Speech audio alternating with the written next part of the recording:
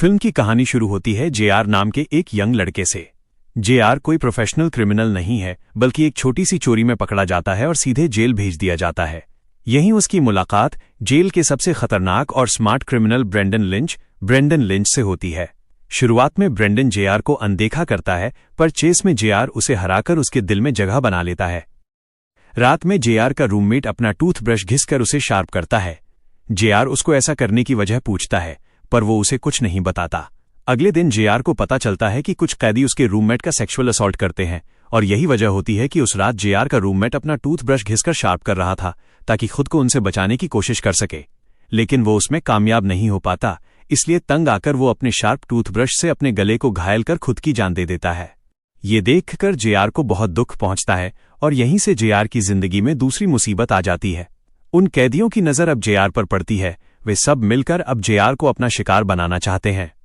JR खुद को हमेशा उनसे बचाने की कोशिश करता है, और वो भी अपना टूथब्रश घिसकर शार्प करता है, ताकि वक्त आने पर उन कैदियों से अपना बचाव कर सके। ब्रेंडन जेआर को जेल में रहने के तौर तरीके सिखाता है और उसे जेल से बाहर निकालने के बारे में भी कहता है। सिर्फ शर्त ये होती है कि बाहर निकलने के बाद उसे ब्रेंडन के लिए काम करना होगा। जेआर ब्रेंडन की शर्त तुरंत मान लेता है, क्योंकि जेल के अंदर और बाहर प्रोटेक्ट करने वाला वही एक इंसान था। लेकिन यहां पर ब्रेंडन जेआर को सिर्फ एक मोहरे की तरह इस्तेमाल कर रहा है।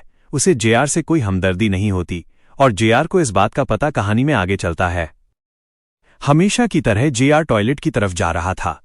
मौका देखकर उन तीनों कैदियों ने जेआर को पीछे से पकड़ लिया और टॉयलेट में ले गए। उसी वक्त वहां पर ब्रेंडन और उसके साथी आते हैं और जेआर को शिकार बनने से बचा लेते हैं। ब्रेंडन के साथी उन तीनों में से एक को ऊपर से नीचे फेंक देते हैं। जेआर की सजा कम होने के कारण उसे जल्दी रिहाई मिल जाती है। जेआर खुद को आजाद महसूस करता है। जेआर ब्रेंडन के बताए हुए लोकेशन पर पहुंचता है। वहां उसकी मुलाकात सैम और जोश से होती है। जेआर को रहने के लिए एक अपार्टमेंट दिया जाता है, साथ ही कई फेक पासपोर्ट और एक गन भी दी जाती है। जेआर की मुलाकात ताशा नाम की एक लड़की से होती है। वो सैम की बंधक होती है। सैम के कहने पर जेआर एक लोकेशन पर जाता है। वहां उसे हथियारों का जखीरा देखने को मिलता है। जेआर अपनी जिंदगी में पहली बार हथियार चलाने की ट्रेनिंग करता है, ताकि वो अपने अगले मिशन को अंजाम दे सके।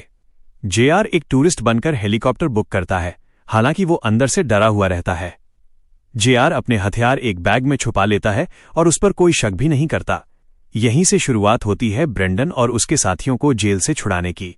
जेआर पायलट को गन दिखाकर ब्लैकमेल करता है और उसे हेलीकॉप्टर जेल की लोकेशन पर ले जाने को कहता है।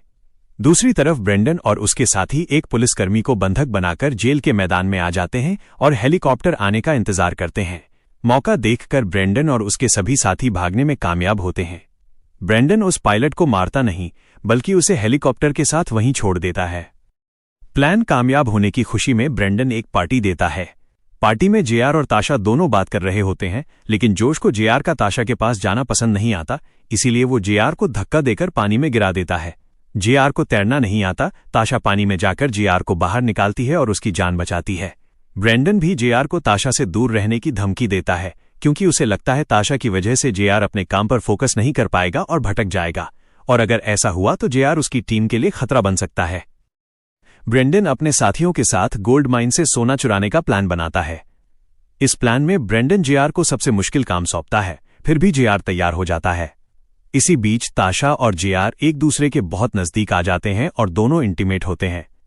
ताशा अपना गुड लक जेआर को पहनाती है। अब आता है प्लान को अंजाम देने का दिन। सभी कैदी माइन के वर्कर बनकर गेट पर पहुंचते हैं। वे गार्ड को फेक आईडी और डॉक्यूमेंट दिखाते हैं और उन्हें अंदर जाने की परमिशन मिल जाती है। सभी अपनी अपनी पोजीशन लेकर सुबह होने का वेट करते हैं। सुबह होते ही सबसे पहले जेआर अपने चेहरे पर मास्क लगाकर नीचे खड़े वर्कर को बंदी बना लेता है। उसी समय वहां ब्रेंडन और उसके साथी पहुंच जाते हैं। ब्रेंडन एक कर्मचारी को सोना पिघलाने को कहता है। जोश एक वर्कर पर गोली चलाता है, जिससे ब्रेंडन उस पर बहुत गुस्सा होता है। बाद में पिघला हुआ सोना पानी में डालकर ठंडा किया जाता है। लेकिन तभी अचानक माइन में पुलिस की एंट्री होती है। सभी कैदी माइन वर्कर का ड्रेस पहनकर बाहर निकलते हैं, ताकि पुलिस को उन पर शक न हो। तभी ब्रेंडन अपनी गन निकालकर पुलिस पर फायरिंग करना शुरू कर देता है। दोनों के बीच जबरदस्त फायरिंग होती है। तभी एक कैदी तेजी से गाड़ी लेकर अंदर आता है और सभी उसमें बैठकर भागने लगते हैं। फायरिंग में कुछ पुलिसकर्मी मारे जाते हैं। भागते समय एक कैदी के पेट में गोली लगती है। जख्मी कैदी अपना हिस्सा अपनी बेटी को देने को कहता है और उसकी मौत हो जाती है। पुलिस अभी भी उनका पीछा कर रही होती है, लेकिन कैदी ड्राइवर पुलिस की गाड़ी को टक्कर मारता है और उनसे पीछा छुड़ा लेता है। सुनसान जगह गाड़ी को ले जाकर ब्रेंडन गाड़ी पर पेट्रोल डालकर आग लगा देता है और उसे खाई में धकेल देता है। इधर ताशा अपना सामान पैक कर जेआर के साथ भागने की तैयारी कर रही थी, लेकिन तभी ताशा के रूम में सैम का आदमी आता है जिसे उसे मारने के लिए भेजा गया था, क्योंकि सैम को उनके अफेयर के बारे में पता चल गया था। ताशा जैसे तैसे उसके चंगुल से भाग निकलती है। उधर ब्रेंडन और जेआर सोना लेकर सैम के अपार्टमेंट पर पहुंचते हैं, पर पुलिस वहां पहले से ही मौजूद थी। जेआर को लगता है कि सैम ने उन्हें धोखा दिया, लेकिन असल में ब्रेंडन ही सभी को धोखा दे रहा था। ब्रेंडन और जेआर एक पुरानी कब्र खोदकर वहां से कुछ पैसे निकालते हैं ताकि शहर छोड़ सकें।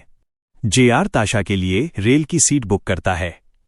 तीनों अब शहर छोड़कर दूसरे ठिकाने पर छिप जाते हैं। ब्रेंडन जेआर को ताशा को छोड़ने की सलाह देता है और बदले में पैसे देता है।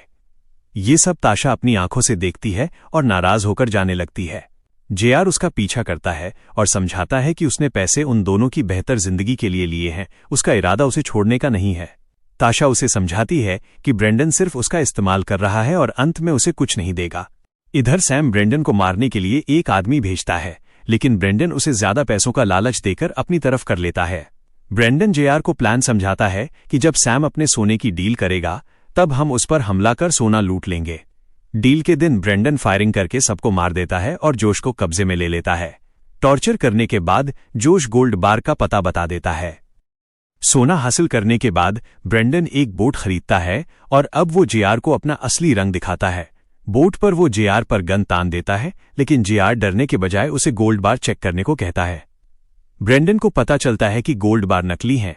गुस्से में ब्रेंडन जेआर को लेकर पानी में कूदता है, पर खुद ही उसे बचाता है, क्योंकि सिर्फ जेआर को पता है कि असली सोना कहाँ है। जेआर को पता था कि काम होने के बाद ब्रेंडन ऐसा ही करेगा, इसीलिए उसने और ताशा ने बड़ी चालाकी से असली सोना पहले ही अपने कब्जे में ले लिया था। जेआर ब्रेंडन को उसका हिस्सा लेने के लिए एक लोकेशन पर बुलाता है, लेकिन वो उस लोकेशन की जानकारी पुलिस को दे देता है और ब्रेंडन पकड़ा जाता है।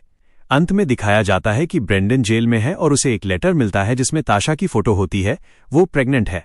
ब्रेंडन उस तस्वीर को देखकर मुस्कुराता है और यहीं पर मूवी का अंत होता है।